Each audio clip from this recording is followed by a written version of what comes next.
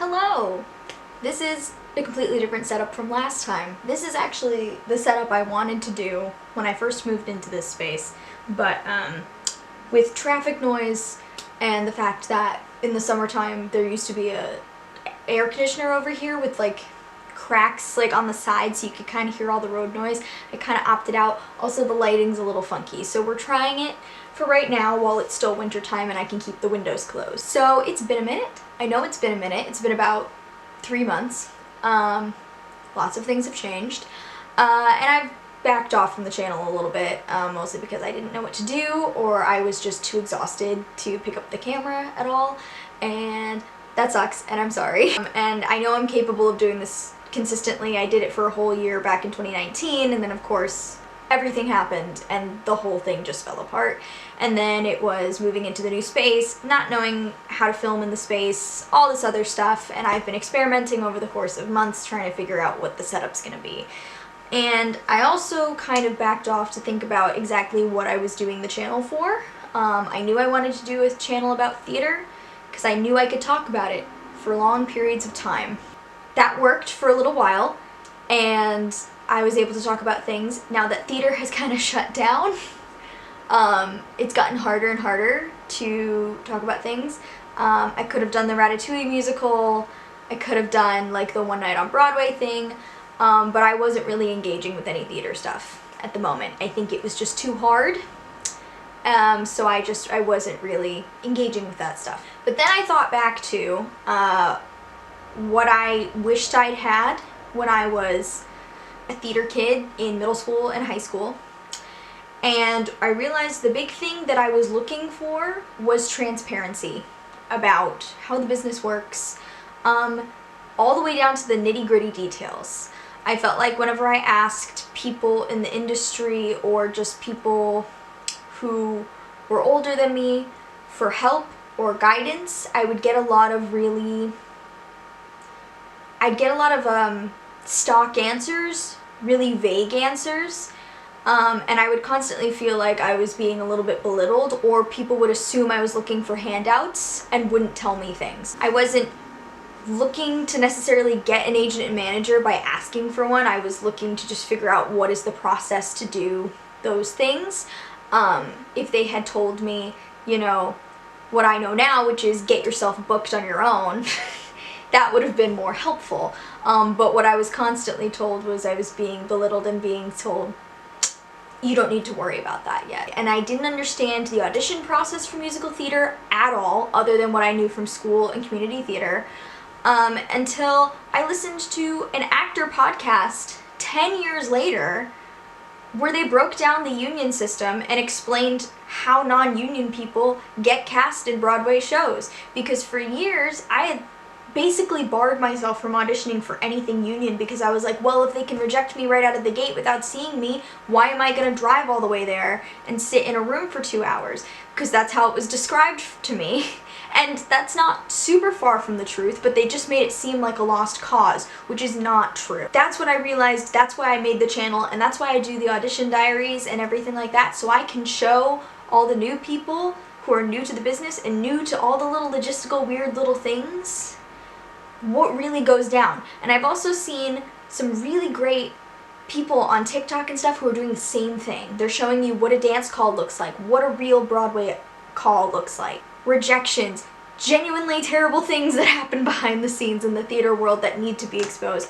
And I'm really glad that there's this transparency now because I'm learning things as an adult that I didn't know. And that's when I kind of realized I need to get back to the channel because I want to do this. I want to join in that transparency. I've had a lot of video ideas in my back pocket. I started a Notion page for all my video ideas, and I took this one kind of from Brie Larson's YouTube channel, but I thought it was a really good idea. So I thought I'd do the same thing, and I went through my little brain back catalog of all of the auditions that I remember doing and not getting.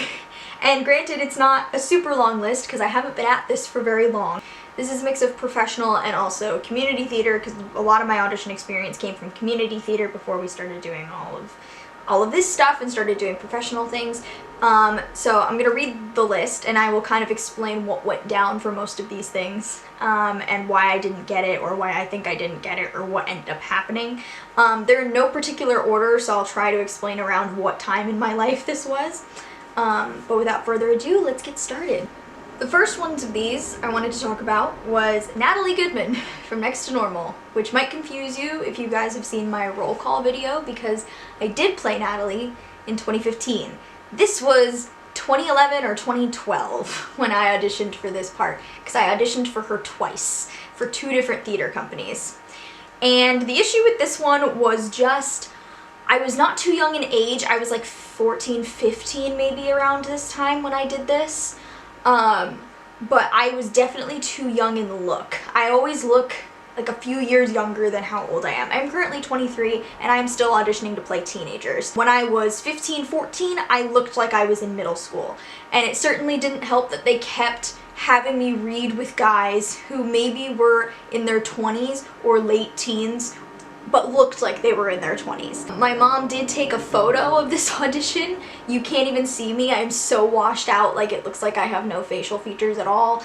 And the guy I remember they had me read with looked like Jeremy Jordan, which was very intimidating, but also it looked very inappropriate. The second was Eponine in Les Mis. This was for the same theater company.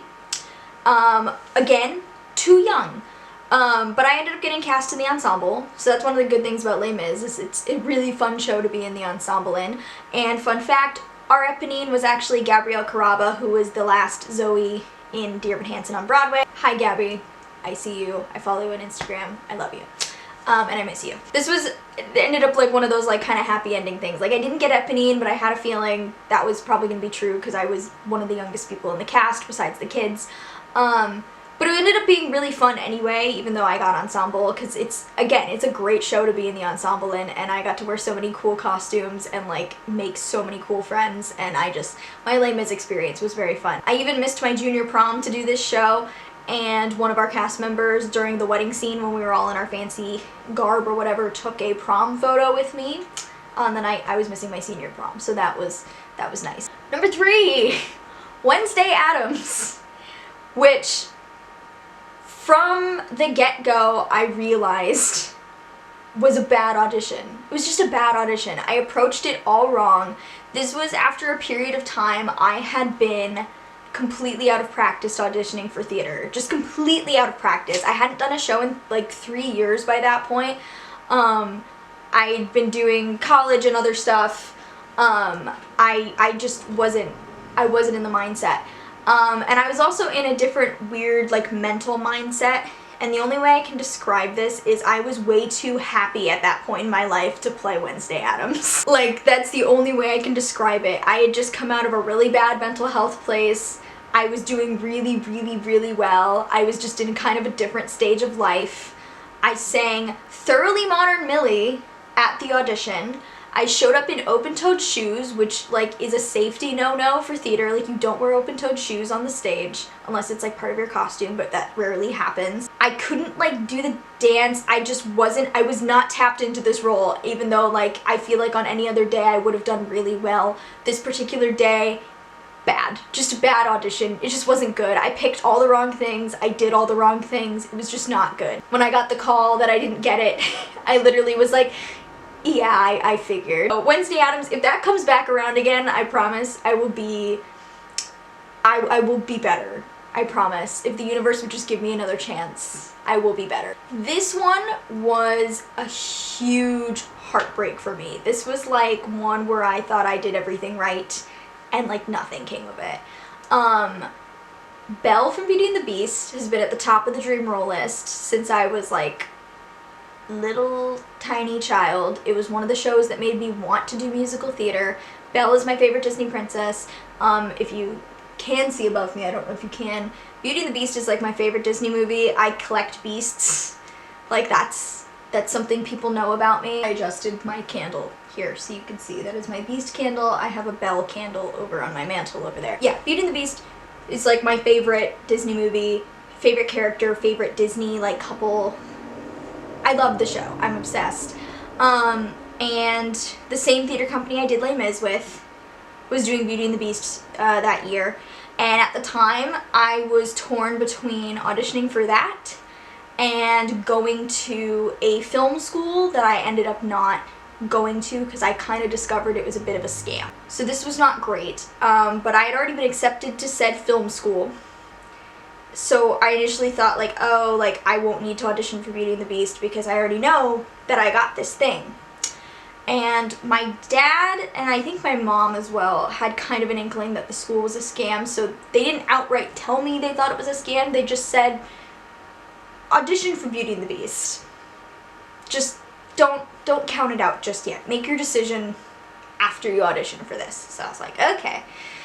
I prepped hard for this audition because I knew that the dance call could make or break me.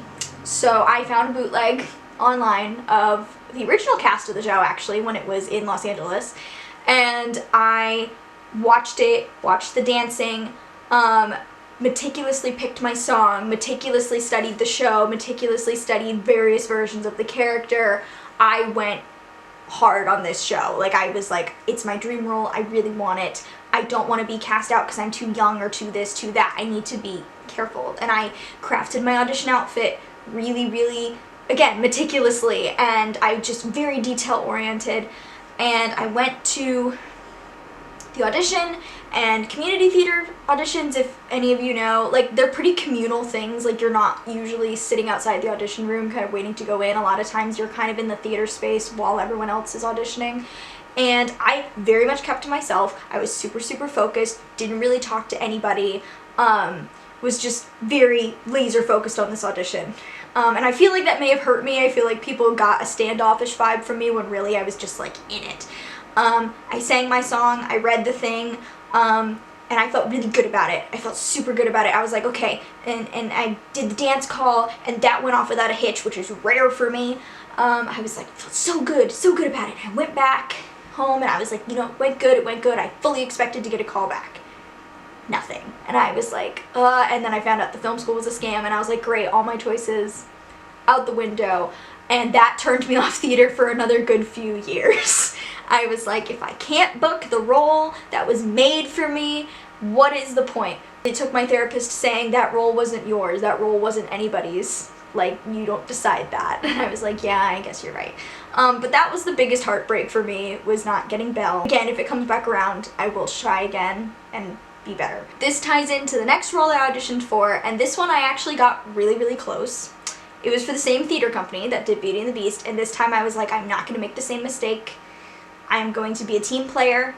I'm going to come in, I'm going to be prepared and everything, and I'm going to do my research, but I think I'm going to try and be a bit friendlier this time. I'm not going to be the laser focused, like, don't talk to me, I'm in the zone kind of person. Because theater, after all, is it's team sport, team building. Let's be nice to people. And this was also going to be the same director who directed Les Mis. We knew each other, she liked me. So I went into audition for Newsies. Again, I was like, dance call could probably kill me. So I tried to practice my tap stuff, tried to make sure I kind of at least had my basics down. I knew she didn't do a lot of dancing, but I was like, I want to do this. I love the show. I love Disney. And I went and auditioned, and it went really well. I remember also studying for my sociology final in the audition room as well while everyone was doing their stuff. And I got called back. It was me and 2 other girls and 3 other guys for Jack Kelly. And we, you know, they kind of paired us up, and I was like, okay, you know, like some of them looked a little older, but it didn't look completely unrealistic that they'd pair me with them. So I was like, okay, I'm not going to be like super dwarfed by any of these people. Okay, I think we're okay. I did the audition, did the callback. They didn't ask me to dance again because I did ask, like, did you want me to bring dance shoes? Because I did bring stuff to dance in. And they're like, no, I think we're good. And I went home. This was right before Christmas break, so I was trying to plan my classes for next semester. And a good week and a half went by, and I heard nothing. And when, like, that much time, especially in community theater, not so much like professional theater, goes by, you kind of just assume, okay, I didn't get it. So I was like, okay, cool. So I don't have to worry about scheduling classes around rehearsals, anything like that. So I went ahead and made my class schedule. Then I get a phone call saying, we really, really like you. We went with someone else for Catherine, but if you wanted to be like a featured ensemble member, or one of the, I think it was like one of the showgirls like characters, or basically like a featured dancer, which I also was like, ooh, you don't want me to be your featured dancer, because I've been in that position and it's been a terrible mistake. And I said, I'm so sorry. I thought I didn't get it, so I just planned my schedule out. I don't think I'd be able to do the show. And they were like, it's fine. They're like, we'll find something for you at some point, we promise. Like, we'll find something for you. Because the director liked me and she wanted to work with me, and she's like, we'll find something. It'll be fine. And I was like, okay. And then they did, they did the show and everything, and I was okay with it. I was totally okay with it. I felt like I fared better because I kind of like took the intensity off that audition. And I felt like that boded well for me. This next one was my first Broadway call. This is my first big Broadway call, and I debated saying titles in this for fear of, like, I'm not at all ragging on any of the shows I didn't get. Like, not at all. Like, I don't fault anybody. Like, I don't think I don't think I was treated unfairly, like, nothing like that. So I just want to know, like, all the shows I mentioned would be running right now if COVID wasn't a thing. Yeah. So this was my first big New York call. This was the audition diary where I'm in the denim shirt and I'm talking about my anxiety and I'm traveling to New York. I can talk about it now because it's been like a good year or so and the show is cast and running. I auditioned for Lydia in Mrs. Doubtfire. And when I say auditioned for Lydia, I mean I went to the first round of auditions. I went to the EPA, where I was non-union and I waited all day to be seen. I went in, I sang, they wanted a pop song, so I sang Forever and Always, the piano version by Taylor Swift. Looking back, not my best song choice. It didn't show enough of my range. I could have chosen something better, but Forever and Always I felt was good for like a girl dealing with like a split parent situation and feeling like her father has left. I did the audition. They were very nice to me. They made me feel comfortable. And I went and obviously didn't hear anything. Another girl got cast. That one, it was more like I was just proud of myself for getting my butt there and doing the audition, rather than like getting the audition. And I think that's been helpful for me because for me the biggest hurdle has been the travel anxiety. Going back and forth from New York. I have such terrible driving anxiety, especially in unfamiliar places. I have a lot of fear of navigating by myself. Usually when I'm in the city I have a person with me.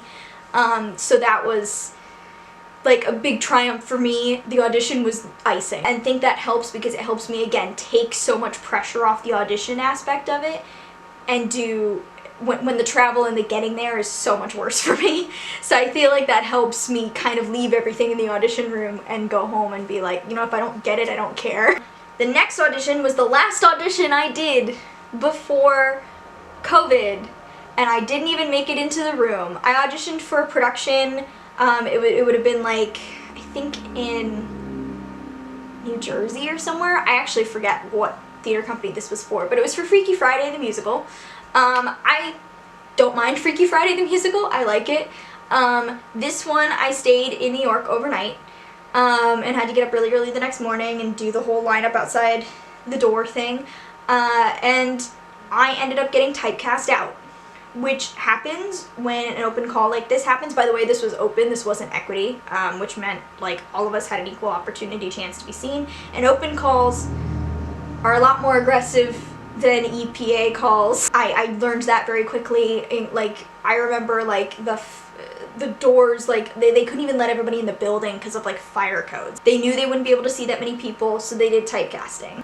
I can't remember if I explained this in the vlog that I did it in or not, but typecasting is usually when they just kind of go through all the like resumes and the headshots and they pick who they want to see. So I remember like the stack, I remember taking a picture of the stack she had on her table, just to kind of show the magnitude of like how many people were at this call. And in the end, my name did not get called, so I never got seen. But again, like it was very good for me because I had stayed in a hotel overnight by myself, traveled by myself, did everything 100% by myself, was doing school on the train. Like this was kind of my first big adult travel on my own. And so I was like, you know, even though I didn't get seen, I really don't care, because like I did all the other scary stuff that I was worried about, and this was, again, icing. I remember telling people, oh, I got typecast out, and everyone's like, oh, are you okay? And I was like, really? I'm fine. Like, I mean, I've done so many stressful things already. Like, the fact that I don't have to, you know, bare my soul to someone at 8:30 in the morning is like nice that I don't have to do that. So I went home, and you know, it was over. This section I just called seasonal because it was for an entire season of shows. I auditioned for Hartford Stage in Connecticut. I love Hartford Stage. I feel like they make really good stuff. This was like my first kind of regional theater equity principal call. That was the first audition diaries I did where I was like, I'm going to show you what an equity call looks like. And this was actually nice. I felt like it was an equity principal call on training wheels because I didn't have to get up as early as I would have had to for New York. Because everyone was commuting from New York, the fact that I am in the same state was very helpful. I just took the same bus route and everything I used to take to get to work, where I used to work. And I showed up super early and no one was there. So I didn't have to worry about lining up super early because nobody was there because everyone commutes. So I went to Starbucks and I chilled out and I, you know, had my coffee and I had my breakfast sandwich and I was like, oh, I'm eating on the day of an audition. That's good. That means the nerves aren't that bad. And we got like a bigger rehearsal space to sit in because it's not a New York building. We sat in like this giant rehearsal studio, which was nice. I made some friends with people who hadn't really done an audition before. So I kind of like was talking to them about how it all works. And again, it was like equity call on training wheels because it just didn't feel as like pressure filled. And I went in and I also knew people who had interned at Hartford Stage. So I was like, when I would see names, I would ask them if they knew them and like what their attitude's like, you know, like how are they as people. And, you know, my friend knew all these people and they're like, oh, this person's cool, this person's great. And then I auditioned and it was fine. I did my monologue and I don't think I sang a song or anything. I think that was like an optional whatever and they just didn't ask me to. And I auditioned for that season and I didn't get anything. And I didn't expect to get anything because there was just a lot of roles where it would have been like really iffy. This was literally for the experience. You know, I did it and I left and I felt good about it. I was like, cool, first equity principal call, done. Sounds good. And I got seen before, I think 10 a.m., like, which was great. So I got to go home like right before lunch. There was one other seasonal call that I did for Theater Works, also in Hartford. This one I talk about in my bad audition video because I think I went in a little overly confident and I just kind of went on autopilot and it didn't come out well. So I won't talk about this one too much, but yeah, I auditioned for that one. I was specifically aiming to get cast in Fun Home, which was very hard to do because I am not butch looking at all. So I tried really hard to be not girly and it kind of worked, kind of didn't. The big thing I just remember from that is, one, I finished before 10 a.m. and then had to figure out how to get home. I ended up taking a Lyft home because all the buses don't run till after lunchtime. And I also remember that the theater was under renovations, so I couldn't use the elevator, and we had to walk up several flights of stairs, and there was no air conditioning. It was sweltering in that building. And I remember being like, meeting up with a young child actor and her mom, and all of us kind of banded together to figure out where we were supposed to be. This one is funny. This one I did in high school, and this was just me sort of testing how far my baby face would take me. My friends and I were all sitting at the in the cafeteria at my art school, and Liz, who you've seen on this channel before in like my theater mishaps video, said, hey, this theater company in this part of Connecticut is doing The Secret Garden, and I liked the show The Secret Garden. And she's like, I mean, they're looking for people like aged 8 to 13. You're 14, but you look like you could be 12. I can't do it. You should do it. So I was like, you know what? Not a bad idea. So I went, and I had loads of fun. My dad drove me, and it was really far away, so we were kind of talking about, like, if you get this, how far am I gonna have to drive? And I remember just, one, I tried to dress as young as possible. Like, I just wore, like, a cute, and I remember I wore a sports bra to try and give me less of a chest. And I remember they lined us up by height for to play the lead girl, and I remember being smack in the middle of the height because I was not even 5 feet yet in high school, I don't think. And I remember this adorable little girl, I think she was maybe 8 years old, and she just hung out with me the whole time, and she was so cute. And like the character's supposed to be 10, and there was a girl definitely older than me who was trying to do this as well. And I remember she went up and this little girl whispers to me, "She doesn't look 10. And I was like, "No, she doesn't." And she says, "Do I look 10? And I was like, "Yes, you look 10. I did not get that part, obviously. I had watched like the movie a billion times, so like they asked us to improv a scene, and I think I just did an imitation of the girl from the movie. And I sang Quiet from Matilda, which I was already working on in class anyway, but I felt like it was appropriate. This one, I feel like came up a couple of times, but I can't remember the second time I auditioned for this show. And it was the 25th annual Putnam County Spelling Bee, which was the first show I ever saw on Broadway, and I was way too young to see it at the time. I was like 11, and it's not for 11-year-olds, even though all the kids are like supposed to be 11. The art school was doing it. They do their auditions seasonally. So there's like one play, one musical usually in each half of the year. So I think this was the fall musical because the big musical is in the main stage in the spring. So this was going to be done in our black box, and I was like, I want to play Olive in Spelling Bee. So we all auditioned, the whole school auditions. It's like a big thing. It's like a big afternoon long thing. And I auditioned, and they wanted us to do the characters' songs as monologues, and I had trouble memorizing things that weren't music. So I thought, well, this will be easier because I know how the tune goes. So in my head, I was trying not to say it in rhythm, but then when I tried to break the song pattern and say it like words, I forgot most of the words to the song. So it was bad. And then I had written down special skills, and I said, oh, I can touch my feet to my head, meaning I could like lie on the ground and just like curl into a circle like this. And I still can, it's just more uncomfortable now. But they asked me to do it, and I did it. And it was just like not great. And I didn't get cast. And then I saw the show, and you know, little 15-year-old me, you can't help comparing, you know, because I had to go watch the show. And most of the time I don't watch the shows that I don't get into, unless it's like a big professional thing. Like I would have loved to see Mrs. Doubtfire, because I just wanted to see how it turned out. But yeah, in this case, I was like watching the girl who was playing Olive, and I was like, well, of course I can't do that. She's so much better than me. So yeah, it didn't do wonders for my self-esteem. The big spring musical, which is next on this list, was Hairspray. Not a lot of characters really for me to play in Hairspray. I thought like at worst I could like go play Penny, like, cause that sounded like fun. But the big thing that killed me was I'm not a dancer. And Hairspray was like a giant event at my school. The auditions, the lead up to the auditions, they brought in Marissa Janet Winokur to teach a master class that day, because it was an art school and that's what you do. And she taught us the choreography to You Can't Stop the Beat. I don't remember any of it other than this move, which was called Breaking Down the Walls of Segregation. And it was like made up, and that's what they called it. So yeah, we had the original Tracy Turnblad come in and teach us how to do that.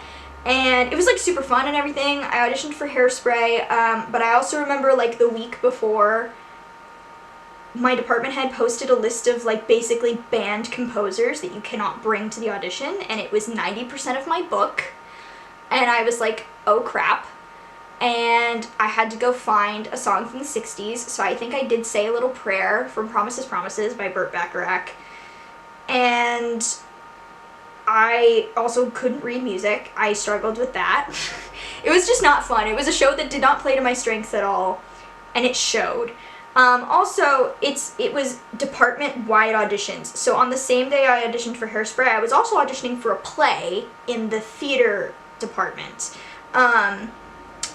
Liz was in the theater department, I was in the musical theater department, so Liz knew the people better than me. So I went into that audition first, and I did a monologue. And I went in, they made me feel super comfortable, they were super nice to me. I made a joke about William Howard Taft, because that's my last name. Because when they asked me about it, I was like, yeah, like the president, the one that got stuck in the tub, and they thought it was funny. And I did my monologue, and they were very nice, and they sent me on my way. And then I went to my musical theater audition right after, and I was brought into the room, and basically all these teachers I had worked with pretended they didn't know me. And it was very much stand on the X, look at that X, who are you, what's your name, what are you doing? And I'm like, I get you're trying to mimic a professional setting, but I'm pretty sure they're a little bit more polite than you're being. So I already felt uncomfortable from people I knew and worked with every day.